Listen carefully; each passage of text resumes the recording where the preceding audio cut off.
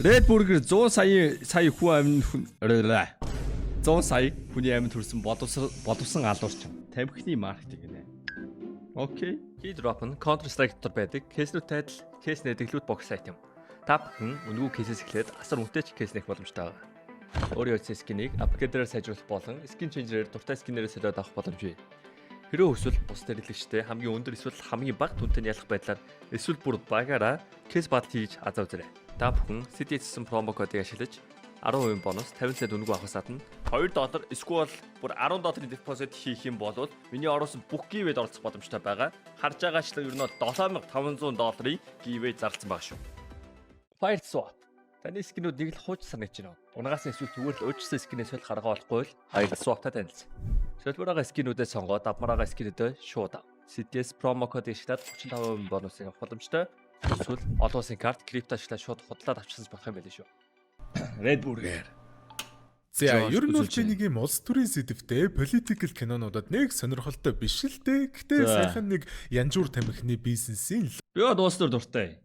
Тэ одоо энэ яг ийм насандаа юм шиг байлээ.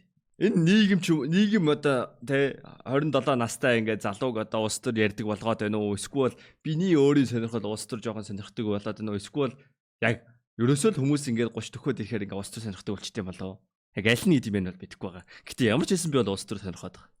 Lobbyist буюу тамхины сөрөг үр нөлөө энтрийг бузаар уйлж дарж далдлан эсэргээрээ бүр тамхи татах нь биднэрт хэрэгтэй гэх агуулгыг нийгэмд ухуулан сурчлах үүрэгтэй залуугийн тухай өгүүлэх киног олж үзээд нэлээд сонирхол татлаа л та. Тэр кино бол мэдээж 2005 онд Вау. Ер нь л гэхдээ тамхиг одоо эмч бичиж өгдөг байсан. Кола бас эмийн зорилттой юм байсан гэж сонссон.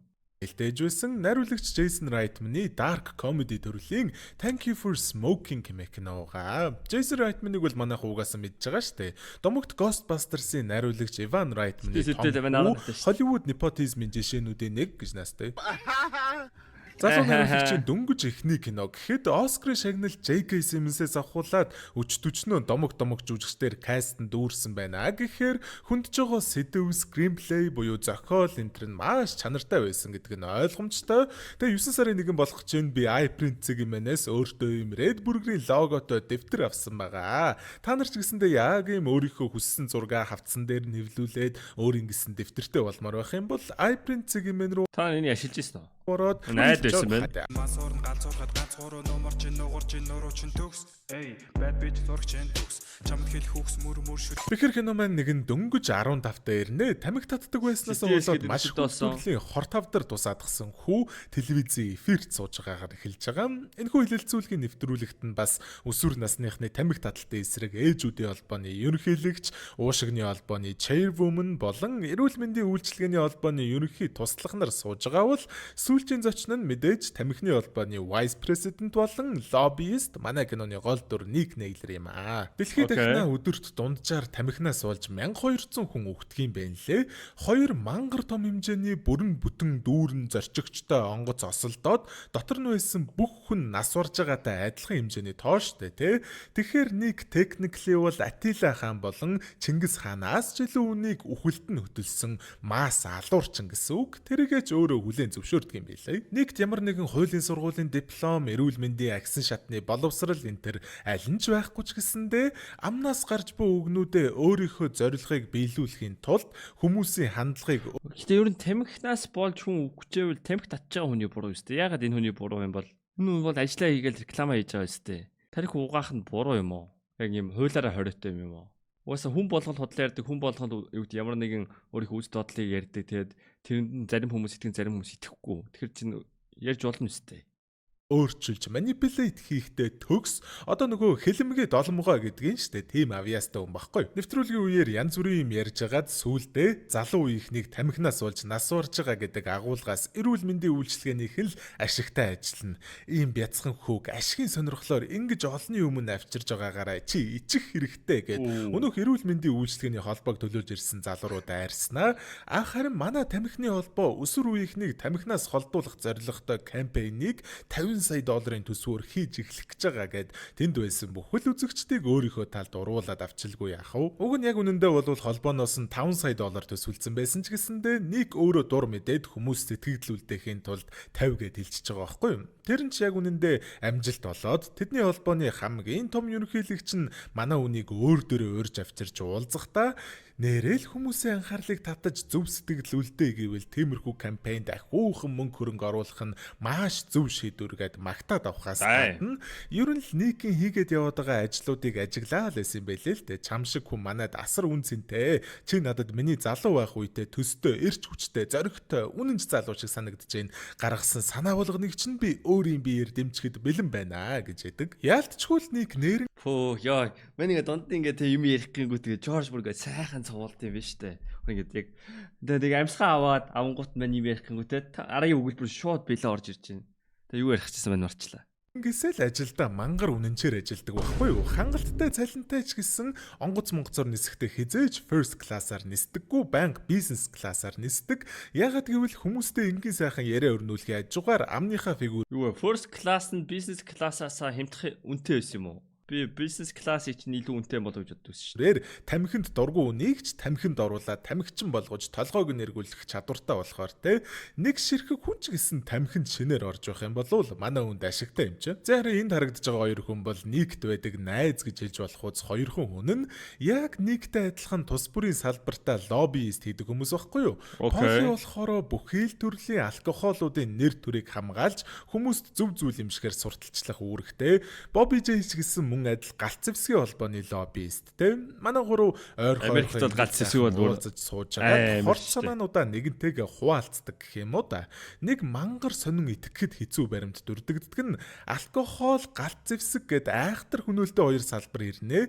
Жилд дунджаар алкохолоос болж 200 мянган үннаас бардаг, галц зэвсэгнээс болж 11 мянган үннаас бардаг, харин тамхинаас болж жилд дунджаар 435 мянган үннаас бардаг юм байна лээ. Өдөрт ойролцоогоор 1200 хүн гэ түрүү хэлсэн шүү дээ бурхан буддаа минь гэж. Никийн ажлын карьер нь иймэрхүү сайхан амжилттай ч гэсэндээ эхнэрээсээ салаад хаяа л нэг хүүтэйгээ уулздаг гэд хувийн амьдрал нь бол жоохон ороо бусгаа. Гэхдээ хамгийн гол нь Жови гэж манай үний тэр хүн Никт айгүй хайртайгаас гадна бүхэл юмсын гол дүр юм шиг байж ямар ч нөхцөлд өөртөө итгэлтэй байдгийг нь үнэлдэг, хүндэлдэг. Ер нь бол аавыгаа супер баатар юм шигээр шүтдэг нь сайхан юм да. Мэдээж хаяа ааваасаа та буруу зүйлийн тал зогсоод буруу зүйлийг хүмүүс сурчилжилж байвал яах юм бэ гэд ажлынхын тухай янз бүрийн юм асуух нь ойлгомжтой. Тэр болгонд нь Ник өөртөө бүрэн итгэлтэйгээр чи шоколадтай заримгэн дуртай. Гэхдээ шоколадтай заримг хамгийн гоё нь гэж нотлох чадахгүй үстэй. Чиний хувьд хамгийн гоё нь байсан ч гэсэн надад ванилатай заримг авах эрх чөлөө байгаа. Энэ л миний ажлын гол чанар гээл амны фигүрчиж байгаа. Одоо бүр том амны фигүрнийх нь. Ер нь бол би тэрийг бол би факт гэж боддог байхгүй юу? Тийм биз дээ. Яг гоо мань бол тамхи татахыг бол хэдэж угаасаа юу гэдгийг тамхи татаараа гэж бол шилэхгүй л дээ. Гэхдээ ер нь зүгээр тийм биз дээ. Мөнгө байгаа чи тамхи авах уу, хоол авах уу ч юм уу юу гэдгийг чихэр авах уу, жимс авах уу, сүү авах уу сонголт нь чиний гартаа байгаа зү. Жишээ заяа. Нэг өдөр өөрөөс нь ярилцлага авах гээд нэг тамхины эсрэг үзэл бодолтой сэтгүүлч эмхтэй. Ер нь бол те баг мэтгэлцээд амнаас нь үг унгааж хүмүүст манай үнийг муу талаас нь харуулах зорилготой уулзж байгаа байхгүй юу? Тэгсэн чинь тэгэл гимгүү царайлж янз бүрийн хошигнол хийгээл ризэлж агаад биологи хичээл хийгээд дуусчихж байгаа нөгөө амир өөрийнх нь эсрэг байсан сэтгүүлчтэй. Жови хүртэл ааваасаа миний яриаг өөртөө ашигтайгаар эргүүлэх аргыг нь сураад авцсан заяа. Аавтайгаа нэг ажлын томилолд нь хамт явж болох уу гэд ээжээсээ асуухад үгүй гэд ээж нь хэлсэн чинь за зүгээрээ уг нь бол би аавынхаа ажлыг хажуунаас нь харах надад маш олон зүйлсийг заана. Надад хэрэгтэй. Гэтэ та ааваас салаад аав хайртай байхаа болоод аавд дургу болчихсон. Тэгээд тэр ураа надад гаргаж байгаа бол би ойлгоно гэд гэмшил мэдрүүлээд зөвшөөрүүлчихлгүй яах вэ? Нэг тугаасаа хамгийн том дарга нь айгүй сайн байгаад байгаа шүү дээ. Тэгээ Холливуд руу очиж нэг том кино продюсертай уулзаж product placement хийх ажлыг манай хүн даатгаад өгсөн байхгүй юу? Тэрэндээ Жовиг дагуулад явж байгаа. Холливуудын продюсертай очиж уулзж байгаа зорилго нь болохоор тамхиг гоё харагдуулахын тулд $25 сая төлөөд нэг сцен дээр Брэд Питтийн гарт тамхи бариулаад татуулах те. Уулзж байгаа Джефф гэж продюсер нь болохоор product what юу вэ? Юу Холливуудын кинонууд дээр одоо ингээд юу нэг кино минод ингээд тамхиг амар сүртэй татдээ штэ. Эн чин тарих угаалга байсан юм уу? Тэ бид нар Peaky Blinders үзэнгүү те яг нэг жин ууж байгаа тамхи татмар санагддээ штэ. Тэр яг үндэ тэгээ тамхи компаниас мөнгө авсан байгаа гэж юу? Placement гэж зүйлийг үүсгэн байгуулсан асар нөлөө бүх юм багхгүй юу?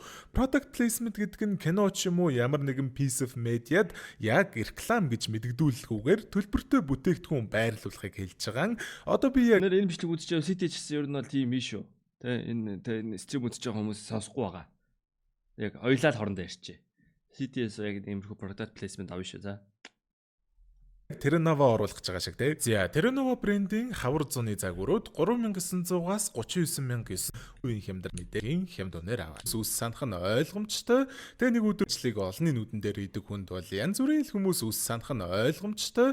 Тэгээ нэг өдөр бүр эфирт ярилцлага өгж явах үеэр нэг хүн залгаснаа Ник Нейлер чи асар олон үнийг амиа алдахад нь хүргэсэн. Одоо шангаа үрдэх цаг чинь араа гарч яваараа гэж идэг. Зүгээр нэг худлаа удасны цаанаас томорсон бол биш байдаг юм аа. Тэгээд хэд хоногийн дараа хэдэн нөхдүүд Никийг алхаж байхад нь барьцаалж машиндаа суулгаснаа тамхинд дагуулагддаг никотиныг хүртэх зориулттай патч буюу наалтыг биен дээр нь наагаад эхэлдэг. Нэг наалт нь бүтэн хайрцаг тамхинд дагуулагддаг никотиныг биед нь өгөх юм байлээ л дээ.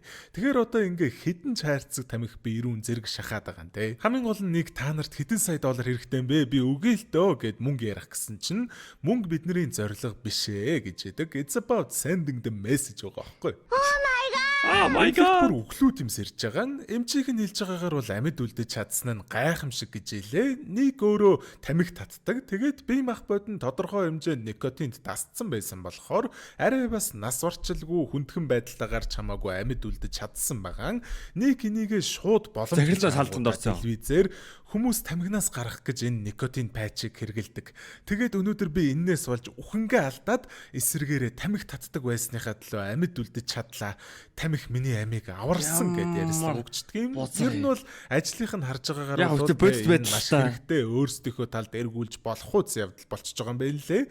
Хохирогчийн дүрд орж болохоор болчихж байгаа байхгүй те. Яг ингээл хамаг хороо утгаж эхлэхгээ байж хахад нь зохиолын уналтын цэг ирж байгаа маа. Нэг нөгөө нэг сэтгүүлч эмэгтэйтэйгээ одоо хайр ч юм уу биологи хичээл ч юм уу харилцаанд орцсон шүү дээ. Тэгээд нэлээд дуулзаад итгэж болохоор юм шиг санагдсан болохоор хамаг нарийн нэнд нь нууцудаа хуваалцсан байхгүй юу. Тэгсэн чинь лайвлж нөгөөх нь өөрийнхөө нийтлэл дээр Никийн тэр лобби идэг янз бүрийн аргуудыг нь хамтарч ажилласан тэр кино продюсерыг нь нэртэн за бас нөгөө буу болон алкогольны хоёр найзыг нэгэд бүхэл юмд ажлынхын тухайтай бүхэл деталуудыг нь илчлээд одоо детальчлаад хэлсэн байдаг. Ник шууд л мангар олон хүмүүсийн үзий ядалтанд унахаас гадна ажилласаа халагдаад ер нь бол салбар дотроо канселдуулах нь ойлгомжтой. Улмаар асар олон хоног гэрээс ээж гарахгүй бүгдсэн байж хахад нь нэг өдөр Жоуи ирж таарад угаасаа хүмүүст үзий ядагдах нь таны ажлын нэг хэсэг биш юм уу?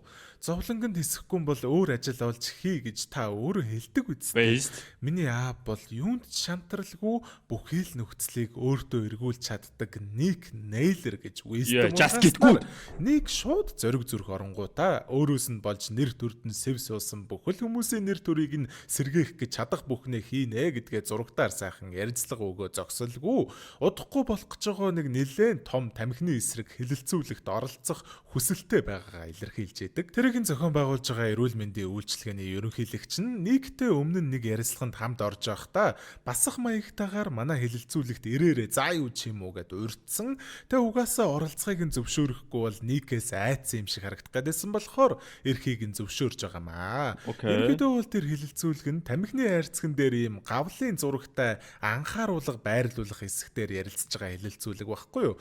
Ник сураг хүн биш те. Тэгээд үнэхээр л үхлийн аюултай гэж сануулах гэдэг юм бол нэг ослоор хэдэн зуун үнийг алдаг Боингийн онгоцнууд дээр бас наадхаа наалта энтер гээд үг мушгаа суугаад идэг. Эрүүл мэндийн үйлчилгээний ерөнхийлөгч сонсож сууж хагаад та үүдээ тамхи татуулах байсан уу?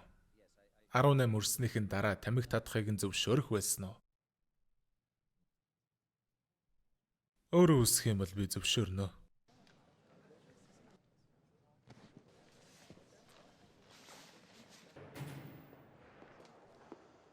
Ажлынхаа хувьд, карьерийнхаа хувьд зөв шийдвэр гаргасан ч гэсэн үүнийхээ хувьд бол өөрийгөө уучлахад хэцүү юм хийжлээ гэдгээ ойлгож байгаа шүү дээ, тэ угаасаа. Захирал нь буцааж ажилд нь авъя. Энтергээд карьер нь дахин нэг удаа гэрэл гээгээд харагдчихсэн ч гэсэн олонний нүдэн дээр би дахиж янжуур тамхины талд ажиллахгүй. Энэ салбараас би гарлаа гэд зөв замыг сонгож байгаа юм аа. За тэгээд тамхины компаниуд бол угаасаа хэдэн 10-ны турш янз бүрийн иймэрхүү аргуудаар ард иргэдийн тархийг угааж лобби хийсээр ирсэн түүхтэй. Энэхүү киног гарахаас хэдхэн жилийн өмнө Америкт тамхины компаниудыг хүмүүсийн эрүүл мэндэд хохирол учруулсан нөхөн төлбөрөө өгөө гэдэг шүүхийн шийдвэр гараад тамхины компаниуд тогтмол үнийн дүнгээр мужуудад татвар төлж эхэлсэн байдаг. Мужууд нь тэр мөнгөөр нь хотын портууд, зам энтергээд өөр зүйлсд хөрөнгө оруулалт хийсээр байгаад эргээд өөрсдөө тамхины компаниудаа өртөө болж эхэлсэн байдаг юм байна лээ.